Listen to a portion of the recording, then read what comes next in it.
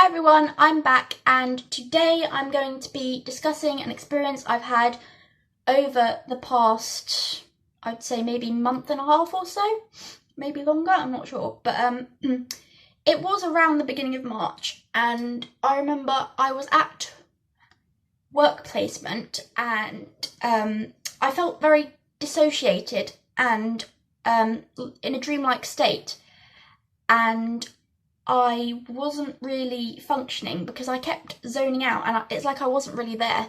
I was dreamlike and then wasn't really there. So I also had a lot of involuntary intrusive thoughts. So it started with like what I call opposite thinking. So like my vocal tics would sometimes say inappropriate things and sort of like observational things, my thoughts were doing that. But because it was using my inner voice, it was terrifying because I thought, like, am I really thinking these things? Because they were horrible things that I didn't want to think. And I also had the sort of image intrusive thoughts. So I had intrusive thoughts where I was sitting next to my friend in college and I like imagined her choking to death, and I would have these thoughts mainly surrounding my friends and things that I really care about. I remember I had a thought of like punching something. So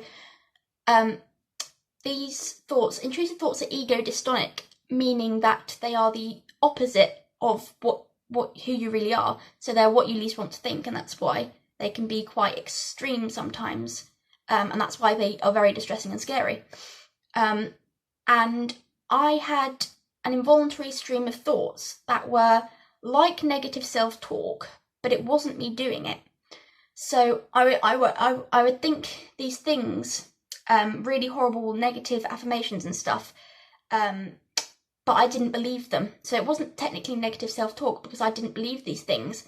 The problem was, the worry was that I was scared that I would lose my positive mindset, but these intrusive thoughts were negative and using my inner voice, so it sounded to me like I was thinking these things to myself about myself, but I didn't believe them. And I also had personality changes. So I remember sort of suddenly going into the state where I felt very withdrawn and sort of evil, like a fraud. Thankfully, I didn't actually act differently, but to me, I would suddenly start feeling like a different person, which is very, very strange. My OCD also had like inappropriate impulses that I was afraid I would act on, but obviously I didn't. But that's another type of intrusive thought, I believe. After this, my pupils became very dilated. Like we shone a light into it and they didn't constrict and they were just permanently dilated at that time. So I will put a picture.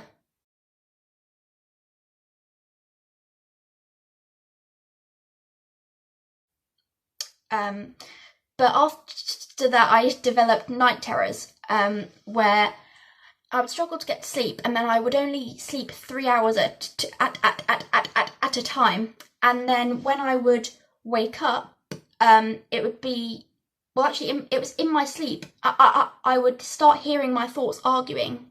Like I would hear it. It was like my inner voice again, but it was multiple parts of my inner voice arguing in my sleep. I don't know if that makes sense, and that would scare me. So I'd wake up. It was very, very bizarre. Because of my brain fog, where I felt like I wasn't really there and I wasn't really functioning at all, because it was sort of like I was in a dream.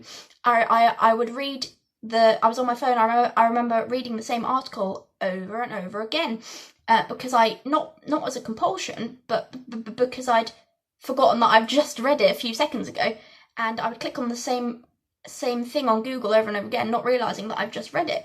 And I'd also make very strange mistakes because I wasn't aware of what I was doing really, and that was very bizarre, because it's almost like I get lost in my mind, completely clouded and can't get out, and it's sort of like a brain fog thing, but it's very, very strange. And I remember because I was so terrified of the intrusive thoughts, it felt like there was someone else in my mind controlling my mind, and that was very, very distressing.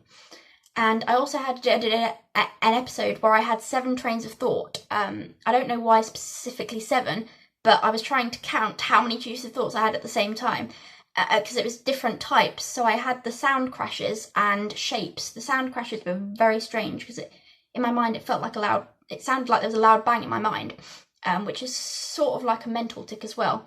And I also had the short-term memory issues, mainly due to the brain fog. But it was very strange because at this point I went back on sertraline because I wasn't really feeling great because of all of that, and because I went off sertraline in December, but I had to go back on it due to this. So I went back on it, but I remember my short-term memory thing. I put sertraline in my mouth, and my mum asked me, "Did you take it?" And I literally couldn't remember just putting it in my mouth. Which was very weird, but I also had a compulsion where I talked to myself, so it was a little bit weird as well. And then at this point, I lost my gross motor coordination, so I couldn't coordinate my body. I wouldn't have been able to do this, but I can now. But it was very strange because it looked like I had ataxia. It looked like that. So I then lost sensation in most of my body. So I remember here, I couldn't feel it if I touched it, and I had no proprioception, couldn't feel where my arms were in terms of space. But also if I touched certain areas of my skin, I wouldn't be able to feel the sensation. I just felt sort of tingly and numb all over, like loss of sensation. And then I also had the sensation in my arms that there was like sort of almost like bugs going up my arms, and that was very, very strange. At this point, my anxiety was so severe, it was about 100 out of 100 because I was absolutely convinced that I was going to die. And and I was crying because I was also almost convinced that my intrusive thoughts were going to become real, although I knew it was ridiculous. I almost genuinely thought that they were going to become real because I was so scared of it. And I remember crying to my mum, saying that I wanted to be put into a medically induced coma because I was terrified that by having these thoughts, then they would happen. But of course, I couldn't stop the thoughts. It got to the point where I was sitting on the living room floor.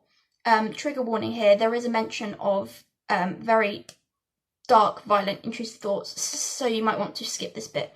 But I remember sitting on the living room floor, and I had very severe intrusive thoughts of death and harming myself, which I didn't act on because I didn't want to, but it was terrifying because my OCD convinced me that just by being alive, I was causing harm and making bad things happen, and it was terrifying.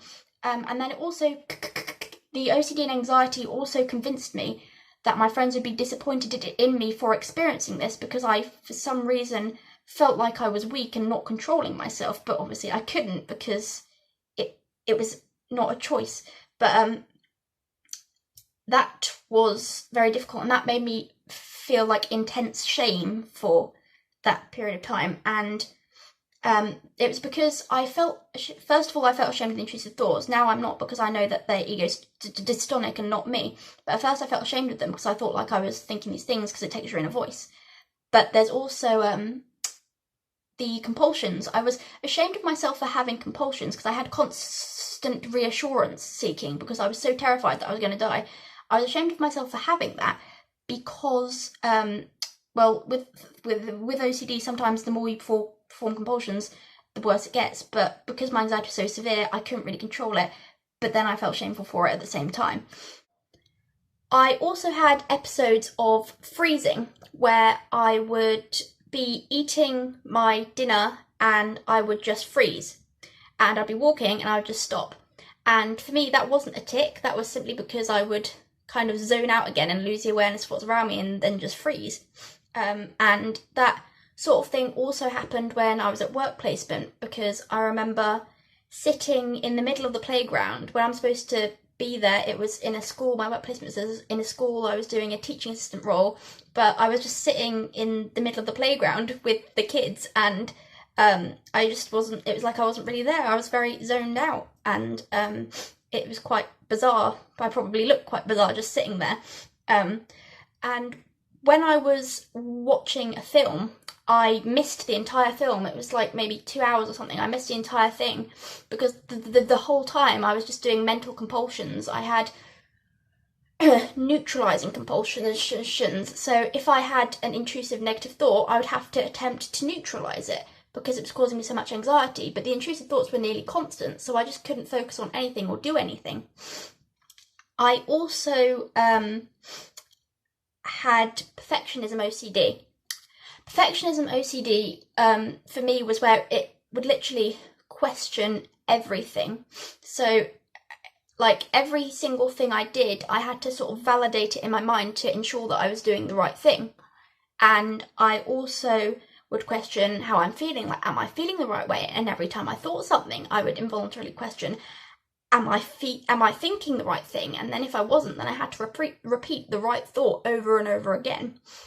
The perfectionism OCD also had a slight obsession with time, so I would constantly be questioning, am I doing this too fast? Am I doing this too slow? And it wasn't something that I could simply stop because it wasn't a choice. It's not that I was choosing to question these things, it was OCD, it was the OCD questioning it, but it made me very anxious, but that made doing anything very difficult. The symptoms also took an episodic course.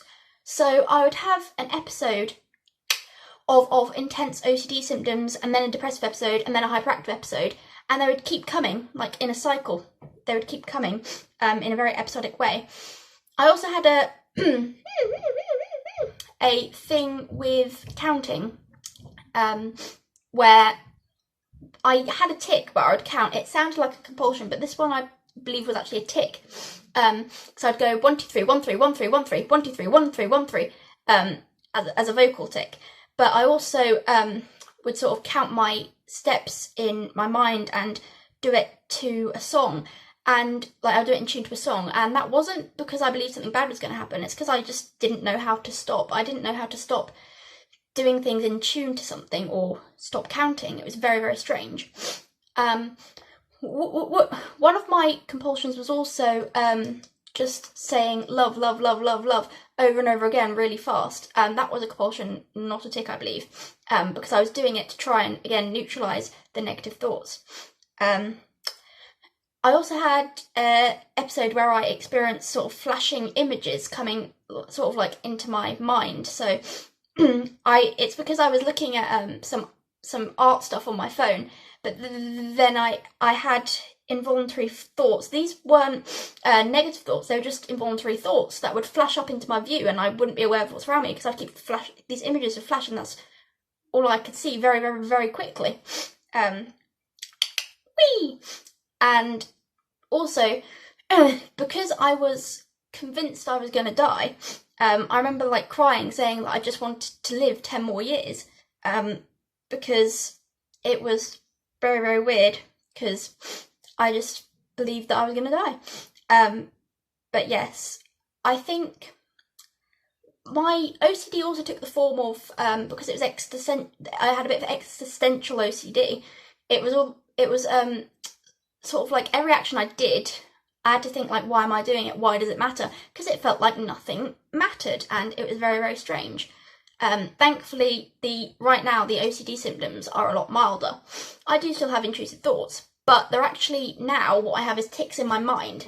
So I do have vocal tics as well, but rather than having basically I have coprolalia in my mind, so I'll involuntarily keep thinking swear words and stuff, which is very strange, but it's basically all the things I would usually yell as a vocal tic is in my mind. That's what I have now. I have also experienced my thoughts bullying me. So like they'll say, you're this, you're that. They'll say, stop doing this, stop doing that. Thankfully I don't listen to it because I know it's not me doing it, and I just let it pass. But it's very strange when your thoughts are bullying you and arguing with you. I also had a lot of insomnia because it's been very difficult to sleep, because one of the symptoms of PANDAS, which is what we suspect I have, is insomnia, but also due to the symptoms it's even more difficult to get to sleep as well. I also had an episode of dystonic tics where my sort of arm would like clench up and one side of my body would sort of clench up, and it was not like a short-term thing, it's not like that, but it would stay like that for a while, and it's very bizarre to have that. And I also had aching knees. My knees were slightly inflamed, which is how we know it's autoimmune, also because of the dilated pupils and stuff. I also had depressive episodes. The depressive episodes were in the beginning where I would sort of lose motivation, and being in a depressive episode whilst also being in brain fog, I remember like I went to work placement for getting socks, and I was just not really with anything, like not really with it at all. And the depressive episodes were sort of episodes where I would start feeling like a failure and really guilty, but then I would go the other way because it was mood swings, and then I would get very, very hyperactive and felt like I couldn't sit still, and also periods of inattention and not being able to concentrate. So it looked a little bit like ADHD, but also sort of just mood swings as well. And I remember I also had emotional contamination OCD. Emotional contamination OCD is a form of OCD where you think your emotions can sort of affect other people, not in an empathy way, but for me it was like I had a thing where if I sat next to someone, I was worried that I would accidentally transfer my emotions to them, it sounds very strange, and I know it sounds ridiculous. People with OCD, we know that it sounds strange, but for some reason our minds worry about things like that. And then the tics started again. It started with quite suddenly with like a tic tac. I was on my bed and I was like shouting, and my whole body was like, it was sort of like I was doing sit-ups. My whole body was doing that, and I was shouting, and my whole body was jerking because I just suddenly fell. And then I was also like throwing stuff across the room. And I still have the tics now. Not necessarily as severe as they were in the beginning. I do have the stuttering tic. At the beginning, it was more palalia, where I would actually repeat the same word over and over again involuntarily. But I also had an episode when I lost my coordination and lost sensation, where I actually had a temporary loss of the ability to swallow, which was really scary. I think that's was a mix of like anxiety and because the lost sensation, I couldn't really swallow, and that was very scary. And I also was trying to eat my dinner, and because of I couldn't feel where my arms were, I ended up doing like that, and I didn't know how to hold my fork, and I couldn't really get it to my mouth, and it was very bizarre. Thankfully, that's gone now. I can feel normally, I can move normally, so that's good. The brain fog was strange as well, because I would do things that I've already done, like the reading I said, but also like tying my hair up. I'd go try tying my hair up, it's already up, because I wouldn't remember what I'd just done. And this was all triggered by infections, which is how we now think that I have PANDAS/PANS, as well as Tourette syndrome, because with PANDAS, it can be triggered by strep throat. And this all started when I had a sore throat, and I'd caught it off my dad, we believe, because he had an infection where his nose would swell up, and you can, I think, get strep in your nose, so it may have been strep. Then I also got it in my eye. It was this eye, and that wasn't very nice, but yeah, we think that's what triggered it because it happened at exactly the same time, the infections. And then I also got another infection as well after that, so I've had 3 in total over the past maybe month or slightly more than a month, but my symptoms are getting better now. They're from the onset, they have reduced about like over 90% now, which is good, and thankfully my college have been really supportive. We've been doing online schooling because of the lockdown in the UK,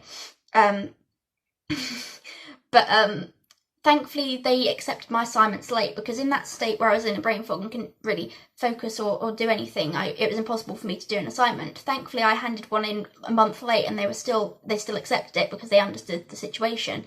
So I would say it's really important to ask for help and accommodations, because if they understand the situation, then they should be open to it, and the worst they can say is no, but it's always worth asking.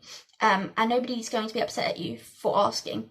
So I'm really thankful that my college were able to accept my late assignments and also help help me catch up. So I have caught up on my assignments now, so that's very good. And I also found a different way to do things because my lack of focus and my processing speed as well. I've had sensory issues where I'm like sensitive to sound, but also not processing sensory input. Like I can see and I can hear, but I don't always process what's going in. It's very strange. It's like I don't know what I'm reading in a way, and it won't go into my brain. But I sort of managed that by, first of all, I used a thing on my phone where you speak to your phone. It's not Siri, but because I have a different phone, but it's the one where you can just ask phone questions that will give you a simple answer so that I don't get distracted. And I also have the accessibility thing on my phone where if you highlight text, it will read it out to you because sometimes I can't process what I'm reading. And I also have started taking zinc supplements because I believe zinc is immunity boosting, and I use that now. And I also have a lot of turmeric, and I still have my diet that I usually have. My diet that I usually have, it's I believe it's plant-based pretty much, and because I don't eat meat or eggs, and I cut out dairy because that is my trigger for Tourette syndrome symptoms. I don't eat food dyes or sweeteners. So I also have a lot of herbs and spices, and I don't eat much sugar. I reduced sugar originally because my risperidone caused high blood sugar levels. That was my old antipsychotic medication. So thankfully I think that diet is actually helpful anyway, because I know it could have been a lot worse. So thankfully it's not to the extent it could be, and it is getting a little bit milder every day, which is really good. I also drink lemon water because that's immunity boosting, and I used, I believe it's Manuka honey. It can sort of kill bacteria, and I was eating that. And I also found ways to manage the symptoms while I'm having them. So I have a trampoline in my back garden. I go on that to sort of regulate my sensory input, and it really helps snap me out of the intrusive thoughts and tics, and it can sometimes help the brain fog as well if I'm moving. Exercise helps. Also, spending time in sunlight and nature has helped because it can calm my mind. It calms me down a lot. I also use my chewy gem. I don't have it on me now, but it's this chew necklace that I bite on to help reduce anxiety. And also when I had the teeth clicking compulsion where I'll click my teeth to songs, and sometimes the songs are really fast, so they're very difficult to keep up, so I just use my chewy gem, and that really helped as well. I also have a lot of, I have a lot of orange juice for vitamin C. I don't have a vitamin C supplement, but I get a lot of vitamin C from orange juice and the lemon water, so that's good because that is also immunity boosting. And I also swapped my toothpaste for a natural toothpaste because I figured that the fluoride in the normal toothpaste triggers my tics, and I don't really want that anymore. So I now have a natural fluoride-free toothpaste, which is a lot better. So I think that treating this with a mix of natural treatments and also sertraline just to stabilise me has been quite effective because it is getting milder day by day, and I will find other methods to reduce it if it doesn't go down over time, because I think that finding the root triggers the root cause and also naturally reducing inflammation and trying to kill off the infections can be helpful. So that's what I'm doing now. But yes, we think that I might have PANDAS syndrome, which is Paediatric Autoimmune Neuropsychiatric Disorder associated with strep infections, and PANS is the same thing but triggered by other infections. But basically it's where you have sudden onset, severe OCD or food restrictions, and it can be tics as well, with at least 2 other symptoms, and those symptoms can include emotional liability and depression, sensory issues, sleep issues, increase in urinary frequency, symptoms akin to ADHD. There's a lot of different symptoms, and it's no one size fits all, but so many people with PANDAS are misdiagnosed as other conditions. I do believe I have Tourette syndrome, but we believe I have PANDAS as well, because all these bizarre symptoms were triggered by infections that may have been strep as well. So I hope this is interesting and informative, and I hope it raises some awareness of PANDAS and how infections can suddenly trigger some very bizarre neurological, psychiatric and sometimes physical symptoms. So thank you for watching. Bye!